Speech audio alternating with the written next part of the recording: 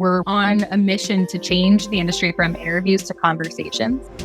On average, applicants are interviewing within a minute, 28 seconds of applying. We eliminated the need for scheduling altogether. Yeah. My purpose for this company is to show as many people in the world that they matter as possible.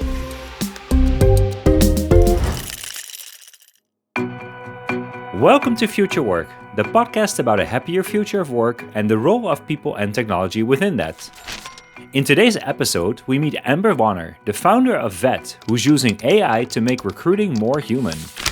We'll discuss how Amber's methods provide instant, meaningful conversations, not just interviews, often with people in similar roles who may be better suited than a recruiter.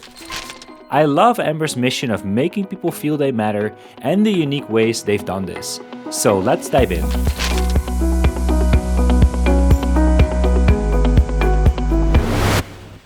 Hybrid work is here to stay, but are you making the most of it? Join us on July 8 for The Hybrid Work Dilemma. Learn how to do more with less office space while increasing productivity, collaboration, and employee engagement. Hear from 3 Future Work podcast alumni: Agate's Corinne Murray, Stanford University's Nick Bloom, the world's leading hybrid work expert, and Janet Pogue-McLaurin, the Global Director of Workplace Research at Gensler, one of the most prominent workplace design firms. And this is not just another webinar. It's a chance to get inspired and connect with peers in a live roundtable to tackle your hybrid work challenges. Thanks to Tactic, the #1 rated space logistics platform used by customers like Microsoft, Redbull, and the United Nations for making this event possible. Sign up now at flexos.org/hybrid2024. flexos.org/hybrid2024. Don't miss out. Amber, thanks so much for being on. Thank you so much for having me. Yes, this is great. From Vietnam to Boise, Idaho. Couldn't be too much more different places in the world. And very excited to talk about all things recruiting and AI and humans today. So I came across through the People GPT community, I was putting together a top 40 of AI in HR companies. And then someone suggested looking into you, checked it out, and then realized that, like, hey, there's something really interesting here. Can you share a little bit about Vette, your platform? How does it work? What does it do? And where does it fit in? Yeah, absolutely. So Vette is it's actually a gig platform. So we offer an applicant an interview as soon as they apply to a company's job. Right at that moment of intent, right when they're expressing interest, we offer them to be able to speak to a human within seconds of them applying. And so we're working within the high volume, high turnover industry sector, and we're helping companies with retention and really understanding their applicants. So how does that work? Because I saw a couple of screenshots and that seems almost too magical, that I apply for a job and I get a message and it says, hey, someone is ready to interview you right now, which is about 2 to 3 weeks faster than any normal recruiting process. So how do you have people ready to interview someone? Like, how do they know what questions to ask? Like, how does it work on that side? So we are actually on a mission to change the industry from interviews to conversations.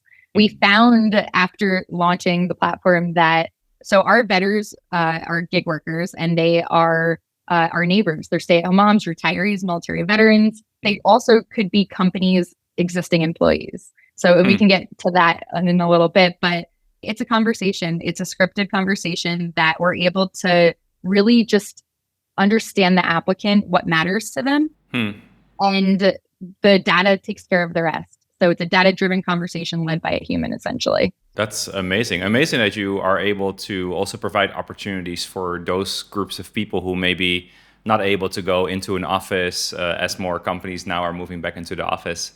That sounds really interesting. So how does that scripted conversation work? Like, what do they get some prompts that they study? And is it dependent on the role that they're hiring for? Meaning that do you have to retrain those gig workers every time they start interviewing or start hiring for a new role? How's that work? Yeah, so the way the process works is an applicant will apply to a company's job, whether it's through a job board or through the ATS. And the moment that the applicant applies to the job, they get a text message saying, hey, I saw you apply to this job. We have someone who can talk to you right now. Would you like to talk? And the candidate is like, wait, what? Yeah. And originally when I first started the company, I was like, will applicants respond? 1, and 2, will they want to interview right away? And so I started testing it out manually when I first started the company, and the responses started coming in like, wow, this is so fast. I can't believe how fast this is. Yeah. And on average, applicants are interviewing within a minute, 28 seconds of applying. We've actually eliminated the need for scheduling altogether. Yeah. So they have the interview now link right in their text, so they can get to it whenever they're available. So data measuring a heat map of the times of day that applicants, want to interview. But as soon as the applicant hits interview now, it searches who's online, just like Uber would, and it matches them up with a vetter who's online. And the vetter accepts it, and the script pops right up on the vetter's platform. And so, like I said, it's a conversation. So it's really what we really want to get to from changing it from interviews to conversations is kind of storytelling the applicant and really getting to the meat of what, the applicant truly needs to be happy. And so companies can use that to retain them. And so we found that they're confiding in strangers. And so they're saying how much they actually really need and what the shift preference is. And so we're able to use that data to say, okay, well, the company is not offering that, so it's not a fit, for what the applicant needs. And so it's the data that's actually suggesting if the applicants are a fit or not.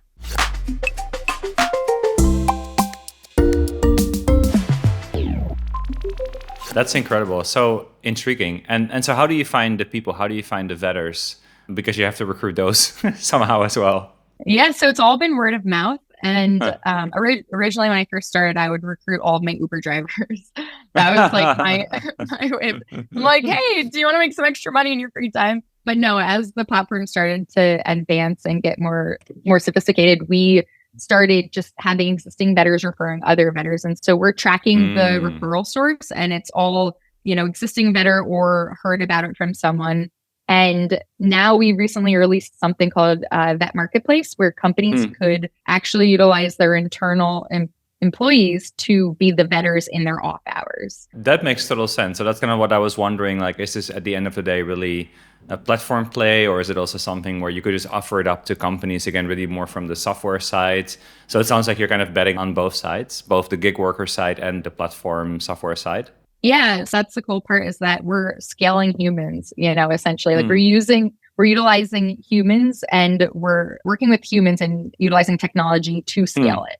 But what we started finding was that companies' employees started applying to be vetters on our platform. And so we were like, this is interesting. And we started seeing that this actually, the data that we're collecting of what applicants are saying that they need to stay at a company or why they left their last company is because they don't have enough shifts and they can't pay their bills. And so this is something that companies can offer them to make some extra money in their free time by being a gig worker on the platform for their own company. Yeah, that's incredible. There really are a lot of analogies with Uber. You may be the first startup that actually is making the Uber for X work. It actually works. And then, so how do they capture the vetters? Like, how do they capture the information that they're getting back? Because obviously there's a lot of skill in doing interviews really well. So how do you train them for that? And then how do they process the information that they're getting? Or is that just recorded and it's done by the system on the back end? Yeah, so that's actually where we use AI. So we're taking those conversations and we're summarizing the conversation. We're pulling out data from it. So really the vetter's purpose is just to show this person that they matter, to really just be that one voice on the other line, showing this person who maybe is scared that they may not get a job or, it's giving them hope. And so the vetter's purpose is just to be that warm voice where the conversation, we're pulling in data and information out of the conversation along the way. And so we're using AI to summarize it. And, we can pull out we're really big on words. So someone saying I love or I'm passionate about, we can pull out what this person really enjoys doing and sentiment analysis through it as well. That's so interesting. But there must be some people who are really good at that. If you think about on the vetter side, there must be some people who get a lot out of the candidate and maybe some people who are like slightly less versed. So do you over time then also optimize for, who is getting those really great outputs versus maybe people who just don't really fit with the platform, just like how on Uber, you would have some rating system, there is some feedback loop on who is right. And then do you make decisions based on that? Yes, we do have a rating system. So after the conversation is done with the applicant gets a text asking how their experience was. So they're able to rate them. But what we actually found is it's really interesting when, say, a warehouse worker is talking to another warehouse worker or someone that they can kind of relate to, the conversation flows better rather than it being, someone who's a corporate person talking to a warehouse worker. So we find that the vetters that can relate to the applicants are really able to pull more out of the conversation because the applicant feels more safe and more comfortable. So it's almost like an equilibrium, the applicant feels with this vetter that is similar to them. This may be just one of the most interesting uses of technology plus humans that I've heard. Because I could totally imagine that, if you speak to someone who has done that job or is doing that job, the conversation is totally different. And you can actually get into the details, which is typically what a recruiter wouldn't be able to do, right? They wouldn't really know in depth what the role is like. So you wouldn't have that same sense of connection. That's super interesting. So how's the candidates' feedback? Like, how do they feel when they connect with someone like that? Because again, that interview experience compared to what they would be experiencing with other companies where there's a more traditional recruiting process would be night and day. Yeah. So the applicants love it because for a couple of different reasons. One, they could interview sometimes at 1 a.m. when they're getting off their shift. 24/7, they're able to talk to someone. And so the feedback is very positive that they don't need to schedule. They can do it when they are ready. Like they literally just hit a button and they're able to speak to a human. And what this also allows is for the companies to capture the applicants as soon as, again, I'm ready to look for a new job. So whoever gets that applicant first shows them that they matter. They're the ones that are going to get the applicant. And so the second thing is that a while back, I was talking to an investor and they said to me, what are you going to do when AI comes out and starts sounding like a human, which now we know GPT-4 recently came out. Yeah. And I'm not going to lie, I stayed up for 4 nights in a row, researching the human brain and what the difference is between AI and human. And I was listening and studying these conversations because we record all the conversations. Yeah. And we started finding is that humans have a why, but also humans have memories that they can then kind of tap into. They have relatability that allows a person to feel safe and comfortable and trust is built. Whereas with AI, well, I'll give you an example. There was someone who was from New Jersey and they were like, oh, did you grow up going to the Bridgewater Commons Mall? I went there with my grandparents growing up. And that relatability allows the person, it's almost like the rapport is built. Whereas with AI, and I listened to the GPT-4 and, it can be funny and everything like that. But the moment that the warehouse worker or the security guard realizes that they're not talking to a human or, it just isn't the same emotional connection that they have with talking to a real human. Yeah.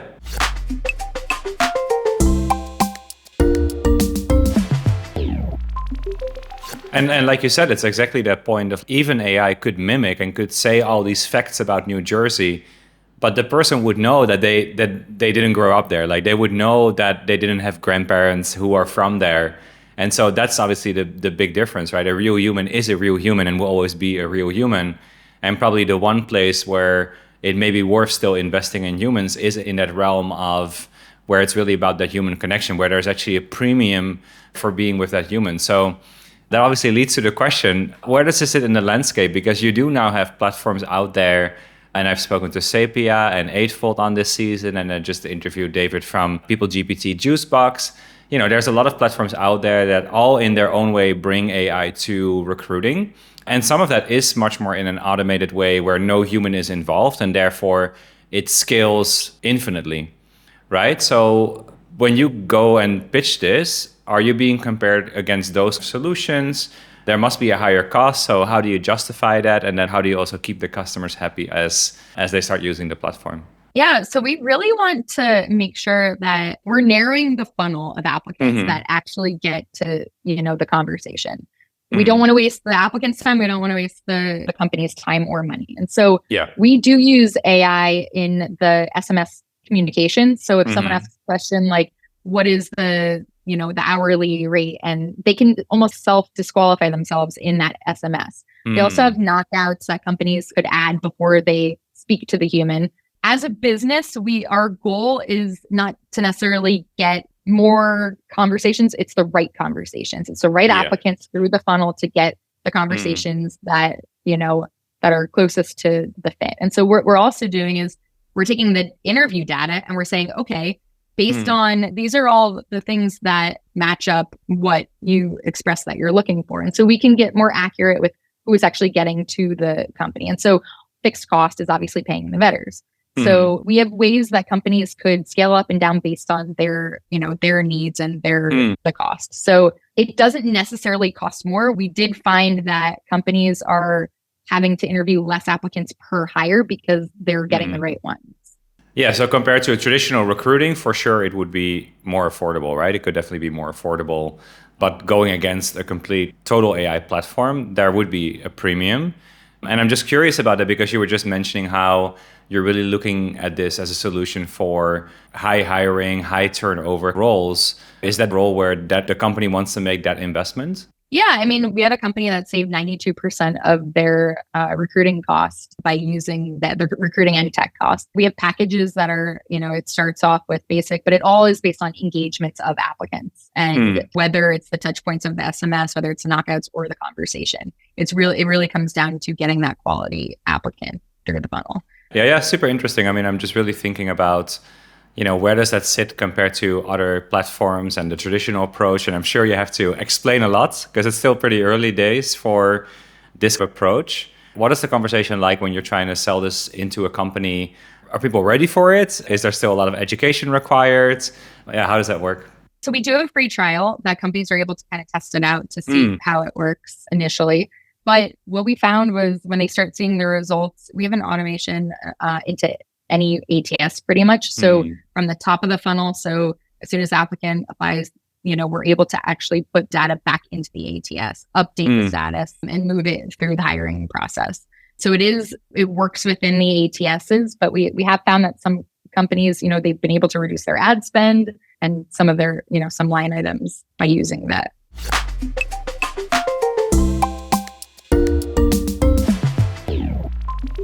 So they can do self-sign up, they can try it out, and they can see the benefit and then start really using the platform. And one other thing you mentioned is that applicants really like it because they can talk to people whenever they are ready, which I think is, again, a great service to the applicant. It's such a great first impression if you're applying for a role. Comparing that to traditional recruiting, I think that's like night and day. Are you then seeing that people are actually having those conversations at very different times than what companies normally would think, right? Because normally you're just trying to fit them into a typical 9-to-5 schedule with maybe the groups that you mentioned that may not be the right time for them. What's that data telling you? Yeah, so 48.5% of applicants are interviewing off hours. So outside of the Monday Almost through half? Friday. Yeah, Monday through Wow. Friday, 9 to 5. So between weekends and nights, like I said, we have some interviews going off, 9 p.m., 1 a.m., 5 a.m. It ranges all over. And because our vetters are located across the US and eventually, across the world, they could also request their interview or their conversation in a different language too. Wow. So we're able to meet the applicant right where they are. And like I said, I think that one of the biggest, advantages is that when you really think about it, what are the humans responding to? So if it's AI alone, there's really not a whole lot of just accountability for that applicant to show up, whereas Totally. when they talk to a human, they feel more emotionally connected. And, For sure. It's super interesting. I think the really interesting thing here is that it just turns the whole thing on its head. I think this is like, as I'm listening to you, right? It just turns the whole thing on its head. So normally the candidate really fits to what the company wants, right? In terms of when to interview and in which language and how. And now that you're giving people choice, like the data is actually telling you that for half of the people, they would rather speak at a time outside of normal office hours. So you just see like how the current process actually is completely not fitting with the expectations, which then again, I'm just really thinking about that experience, because everyone applies for multiple roles at the same time. If you have that experience with one company versus another company where you just go into the maybe 2 to 3 weeks before someone reaches out and then you're trying to do the scheduling game and all that, just as a candidate experience and as an employer brand initiative and as what I would tell other people about that company, that just seems like an incredible competitive advantage as a company. Yeah, and not only that, like, again, we're talking about hourly workers. So these are people who they are scared that they're not going to be able to afford their rent this month if they don't get a job. And so time literally is of the essence for them to be able to move forward in the process in order to provide for themselves. Like, that's why, the data, when we're polling, we ask a question, in the conversation that says, why did you leave your last job? And what could they have done to make you stay? And what do you need in the next company? And the two most common responses are, one, they don't have enough shifts at the last job. And so therefore they can't pay their bills. And so those are the two main factors. We know our data, we know why companies are leaving or applicants are leaving companies' jobs. Like these applicants are telling us straight from their mouth why they're leaving, these companies, these large organizations. Like we have all the data of why these people are leaving. And because they can't pay their bills, their basic needs. The cost of living is really high. And, at $20 an hour, it's really sad, but that's the reality. And so, the companies that are now with our platform are creating gig work inside of their organization where they could use a warehouse worker to interview an applicant applying for a warehouse job and provide an additional, source of income for them. These companies are showing that they care, and it's putting money back into their employees, essentially. Yeah, it seems like a win-win-win-win. Any downsides to this platform, this approach? No, I don't know if you're familiar No, says the CEO. I don't know if you're familiar with something called Pareto improvement, but companies right now are trying to create efficiencies, right? But that means that someone is going to lose something. And so with Pareto improvement, it's utilizing your existing resources to grow your business. And that's what, this platform offers these companies to do.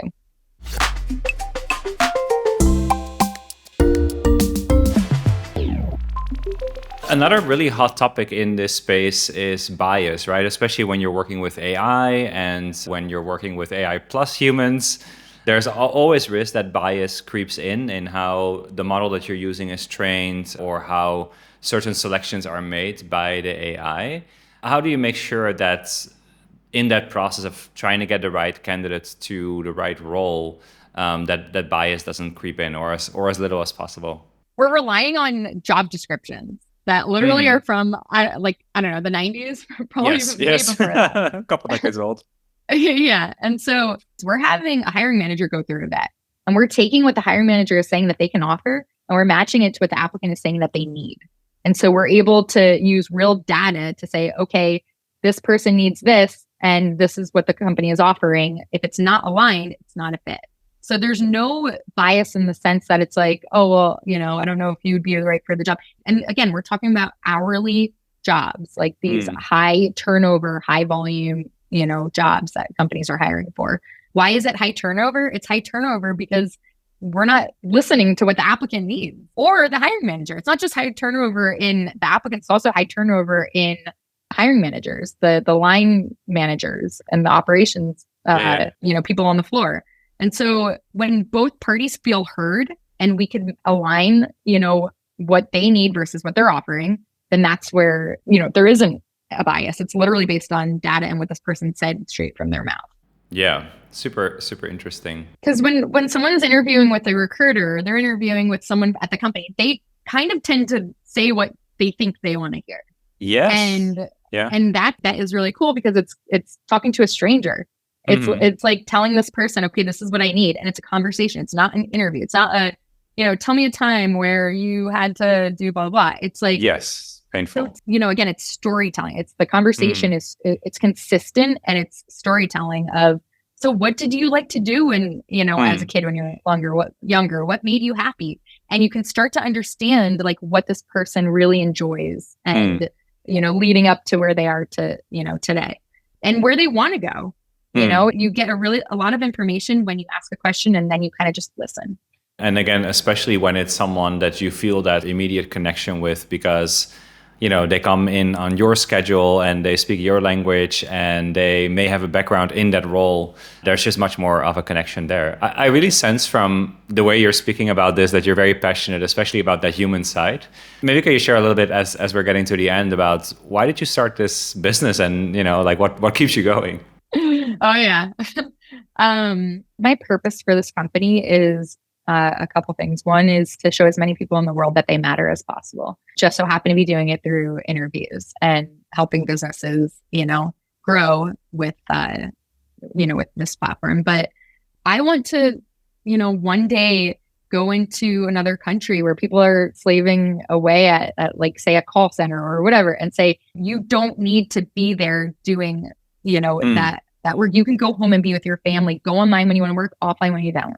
It's gig work for tasks that businesses, are outsourcing right now. We've started in interviews, but there's, we have companies who are using that for other things like after hours answering and, really utilizing the vetters to perform these tasks and, that they were otherwise, outsourcing. And so to really provide options for people in even, marginalized communities, and I want this platform to live far beyond me. This is bigger than, I know it sounds crazy, but this is bigger than myself. And I want people, stay-at-home moms and people who maybe didn't have the easiest life to have options to be able to provide for themselves. The motivation. And I listen to these vets because again, they're all recorded, and I hear the, what happens in these calls, the hope that these people have when talking to another human being,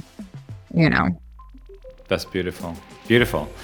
Thanks so much for sharing the story. Thanks so much for being on. Really appreciate it. Loved learning more about it. And especially now hearing at the end that mission behind it and making people feel that they matter, which I think is very lacking in recruiting and generally in life, is really amazing. So thanks so much for sharing. Thank you for having me. I really appreciate you.